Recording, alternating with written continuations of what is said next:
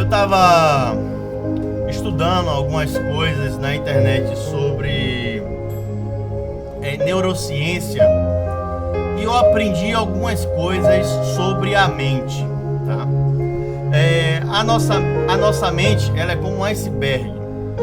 O iceberg, quando a gente está nas terras geladas, onde existem os icebergs, quando a gente vê, o que nós estamos vendo é apenas 20% do iceberg. 80% está submerso, nós não estamos vendo. A maior massa do iceberg, ela está escondida. Trazendo para nossa mente, isso remete ao nosso consciente, nosso subconsciente e nosso inconsciente.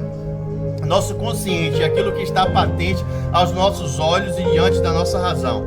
Nosso subconsciente é aquilo que acessa a nossa memória. Por exemplo, o número de telefone. Às vezes, dependendo do tempo que você ouvir alguém falar, sabe o telefone de fulano? Você fala, peraí, deixa eu... Você acessa o teu subconsciente. E tem um inconsciente, que é a parte mais submersa, que é onde você não tem controle. E por que você não tem controle? Porque o inconsciente, ele age aleatoriamente baseado nas informações que você recebeu ao longo da tua trajetória. E ele lança essas mensagens no teu subconsciente, no teu consciente, da maneira que ele quer. Isso explica o sonho. Por isso que nós não temos controle sobre o sonho, exceto quando é um sonho direcionado por Deus, que é o Senhor de todas as coisas. Mas quem, por exemplo, nunca sonhou que estava caindo e acordou com aquele susto? Quem nunca já sonhou com... E o sonho ele estava tão bom que na hora que você ia comer a picanha, alguém te acordou, você falou... Ah! Quem nunca sonhou que estava sonhando? Isso é louco, mas acontece. Eu já sonhei que eu estava sonhando. E eu queria acordar do sonho e eu não conseguia. E o mais interessante é que o inconsciente ele trabalha com 3 pilares. Os 3 pilares são pensar, sentir e agir. Sentir, primeiro eu penso, depois eu sinto e depois eu ajo.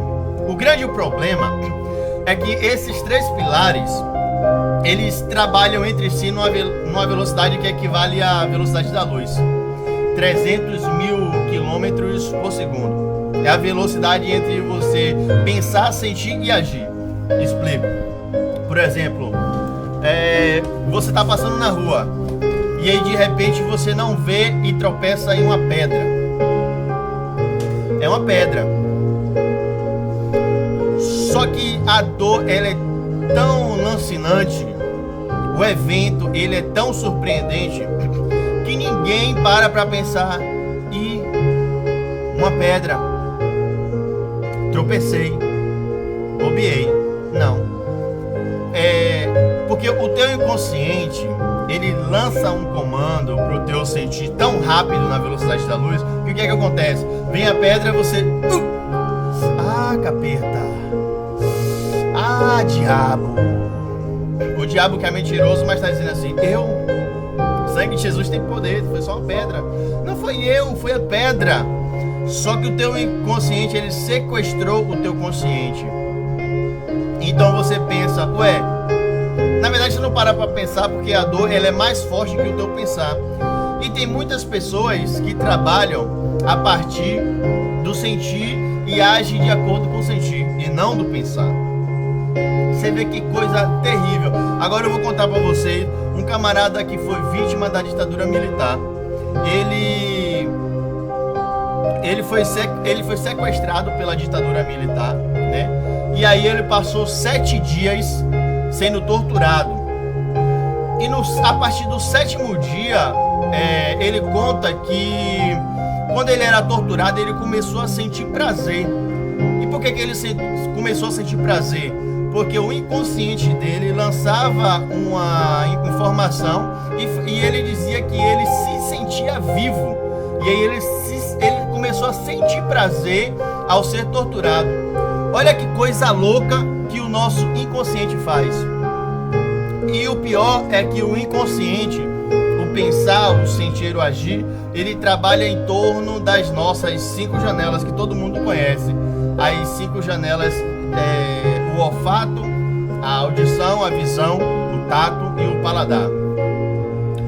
E são os nossos sentimentos, né? são os nossos medidores. Esses sentidos, eles basicamente controlam a nossa mente. E aí o problema é que, dependendo da história que você tem, o teu inconsciente, ele sequestra o teu consciente e você vou botar nós, eu gosto de botar nós, enquanto eu falo eu penso. Nós temos o nosso consciente, o nosso pensar sequestrado pelo nosso inconsciente. E aí nós só sentimos e agimos. Você quer ver um exemplo? Eu vou me usar como exemplo. Eu tenho medo de grilo. Tenho medo de grilo. Não vou falar que eu tenho medo, não vou falar que eu tenho nojo, porque tem gente que fala que tem nojo. Eu tenho nojo de grilo. Eu tenho medo mesmo. Tem gente que fala que tem nervoso. Eu tenho nervoso de barata. Se você tem nervoso de barata, é muito simples. Quando aparecer uma barata, você fala assim: ô dona barata, só você sair daqui que eu tô nervoso. Se você não sair daqui agora, eu vou me aborrecer. Não, a gente não tem nervoso, a gente tem medo. A gente corre, a barata vem, e quando ela vem voando, a gente não sabe de onde vem. Dos quatro ventos, dos quatro cantos. Vem voando. Você... Eu tenho medo de grilo porque meu primo, ele ficava me abusando. Ele ficava jogando grilo em mim. E ele pegava e falava assim, ó. Quando eu pensava em matar, ele falava: ó, não mate, porque se você matar, você vai ficar com um azar pro resto da vida.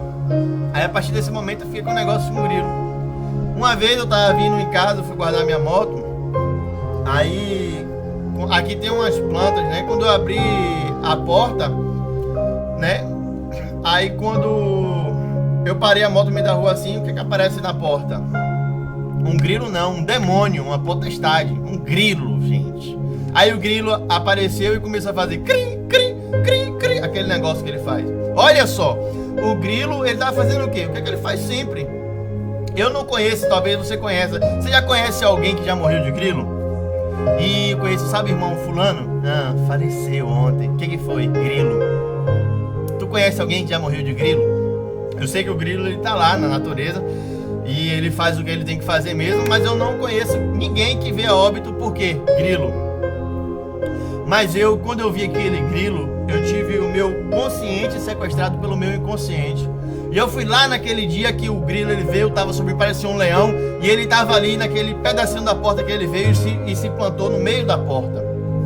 O grilo tava no lugar que era o habitat dele, natural, e aí eu tô imaginando o grilo fazer assim, cri, cri, cri, o grilo pelo instinto. O que eu tô fazendo aqui?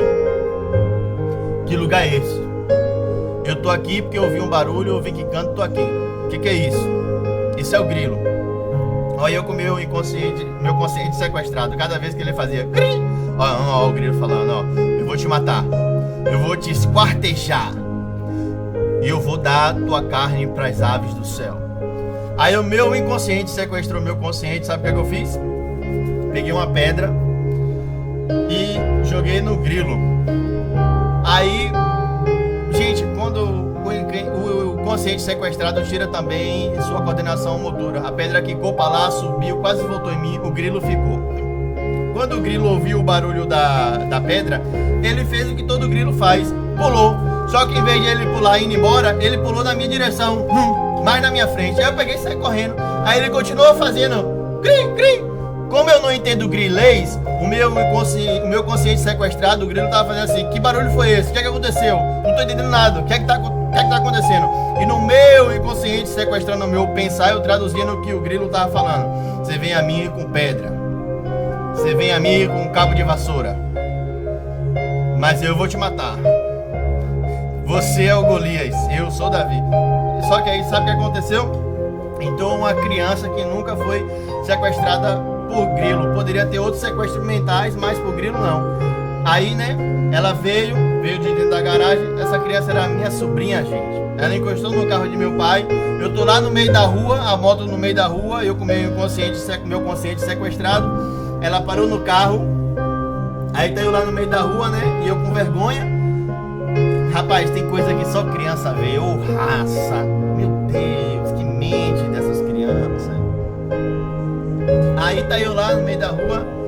Aí tá ela parando me olhando. Quase que eu falei: mata logo isso aí, rapaz, me deixa em paz.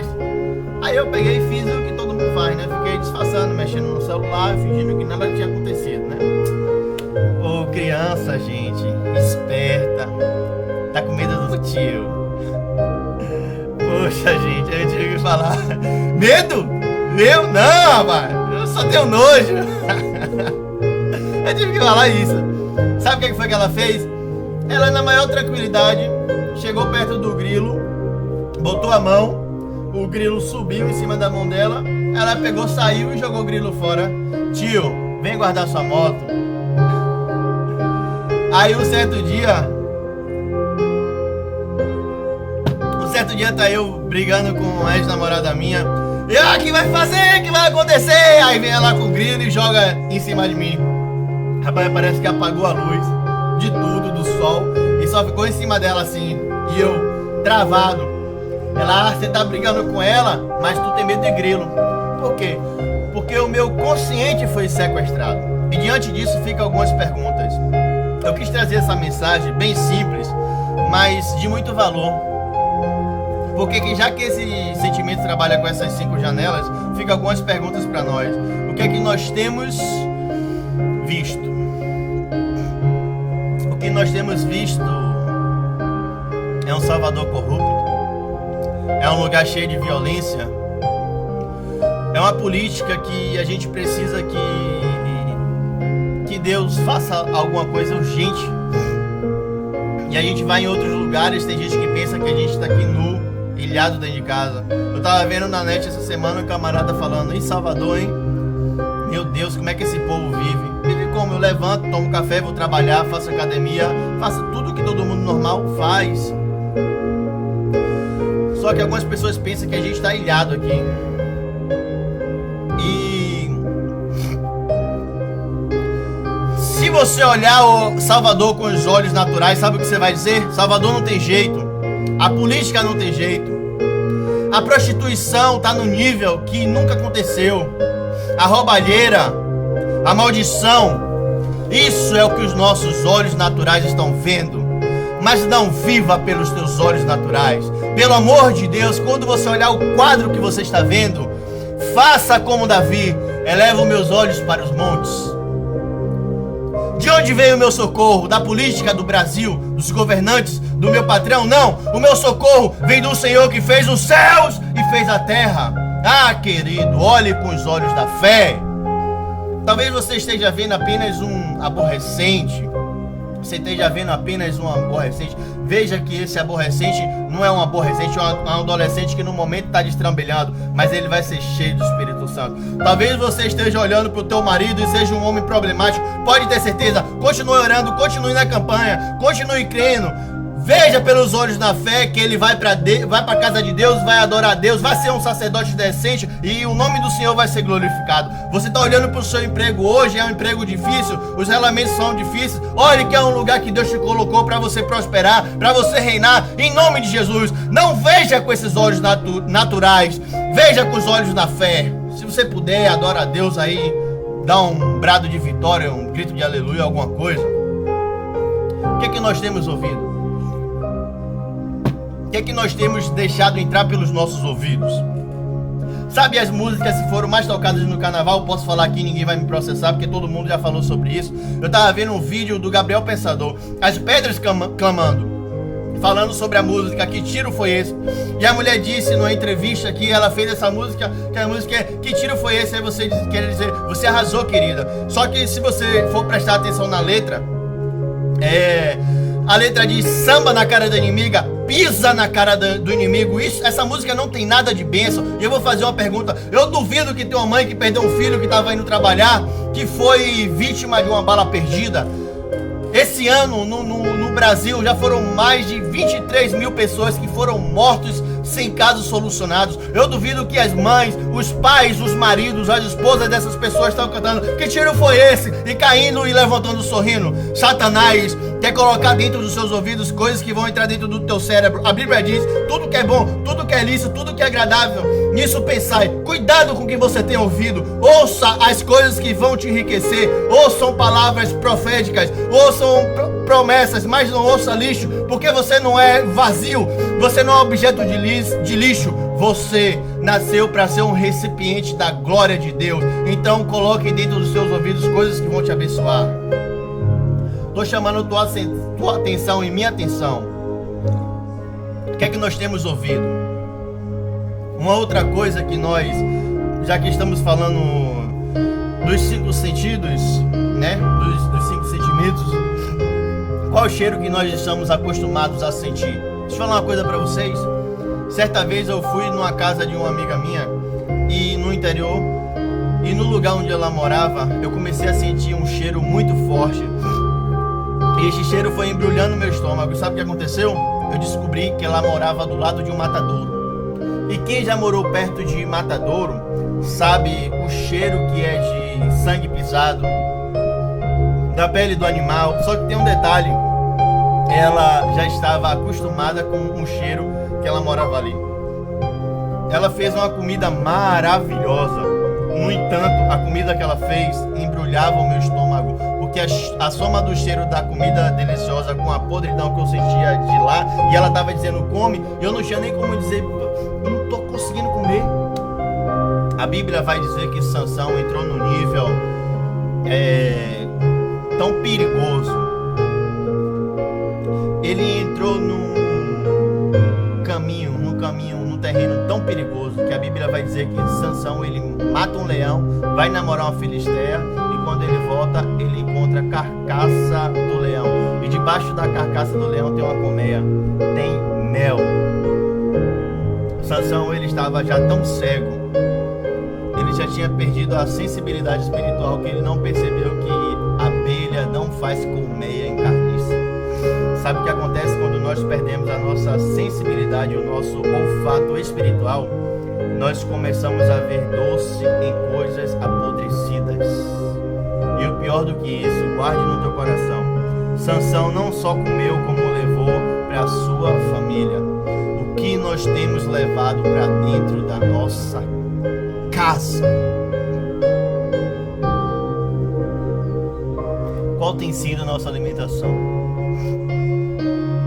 Porque a nossa alimentação, ela vai definir como o nosso organismo vai se comportar. Quem se alimenta corretamente vai ter uma vida saudável. Quem se alimenta erradamente, em qualquer momento uma veia vai entupir, o coração vai parar, vai ter um AVC, vai ter um infarto. O problema é que esses problemas, ele não acontecem no já. É que nem a glória que não sai da gente. Deus, ele é misericordioso e vai dando oportunidades e oportunidades, até um dia que acabou, a glória se foi. Que Deus tenha misericórdia de nós, mas que nós escolhemos muito bem o que nós temos nos alimentado. A Bíblia é a nossa maior fonte de alimentação. A oração é nosso combustível para a gente viver esses tempos difíceis, para a gente sobreviver ao pecado, para a gente vencer Satanás e seus ardis. Ore como nunca orou, e Deus vai falar contigo como nunca falou. Leia a palavra de Deus como você nunca leu, e Deus vai te revelar tesouros escondidos que nunca foram revelados para ninguém. Eu quero ser profeta de Deus para a tua vida. Para você que está lendo no 2 Coríntios, qualquer dia você vai pregar uma palavra e você vai deixar todos assustados, que eles vão dizer, ele fez faculdade, ele foi a Harvard. Você vai dizer, não, eu li a palavra do Senhor, me abasteci e o Espírito Santo me revelou, e por isso a tua vida está sendo revelada, porque Deus está me usando, porque eu busquei combustível na palavra. O que é que nós temos tocado? O último tato, deixa eu ficar em tato aqui. O que é que nós temos tocado? Deus vai chegar para Malaquias, o povo vai dizer, e vocês me perguntam, em que me roubais? Me roubam nos dízimos e nas ofertas. Tem muita gente tocando naquilo que não é para ser tocado. Quando você diz não para alguma coisa, você diz sim para outra.